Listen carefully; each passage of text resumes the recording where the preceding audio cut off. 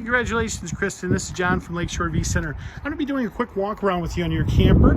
Up front here, you'll notice that is your deep cycle battery. Solar hookups here if you want to hook up additional panels. Underneath here, you have your auto regulator, which is this valve that's located back here. It's got a black flipper on it. Whichever direction that flipper is going is the direction of the tank it's drawing from. Righty tighty shuts off the tank, lefty loosey opens the tank. Power tongue jack up in front here. That's your power button that controls the up and down operation. In this front compartment here, we have provided you with a sewer hose and electrical adapter that do come with the camper. Amazing, wonderful pass-through storage in there. As we walk around the outside of the camper, one of the first things I want to make sure that's noted is you do check your tire lug nuts after the first 250 miles as they can become loose. As we walk back here, we're going to see we've got a 25-foot 30-amp power cord that pushes right back in there. Our city water connection. It is recommended that you use a whitewater drinking hose for that, for sanitary reasons. Your discharge of your waste, your gray and black. Your 1.5 inches is your gray line, and your 3 inches your black, which is your waste. Your sewer hose is actually stored in this compartment right here. As we walk around the outside, we've got your spare tire in back here. We've got your hot and cold shower located back here. Outside camp kitchen here. Don't forget, you do need to connect the gas line for the gas to operate for the stove. Your refrigerator is plugged in over there in the corner. It is a 110 refrigerator. Down here, we've got a push button jack button. That button right there operates the power jacks. There are power jacks on our four corners. Once again, as we walk by the tires, you do want to check your lug nuts on your tires to make sure that they are secure after the first 250 miles. This little sticker on the top of these outlets lets you know that these are hooked up to your solar panel on the roof. Your cable connection right there. Your furnace exhaust, this does become hot, so do keep the little ones away from this. This is where you fill your fresh water tank, and then this is your hot water heater, which is a 6-gallon fast recovery hot water heater.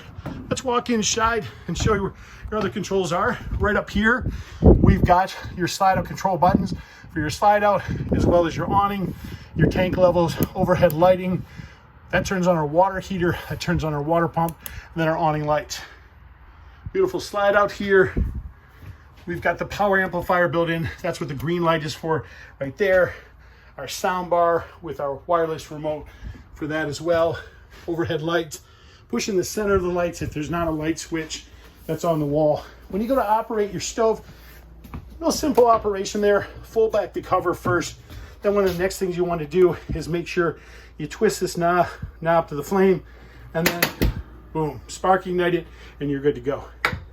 Very simple, straightforward operation of your stove.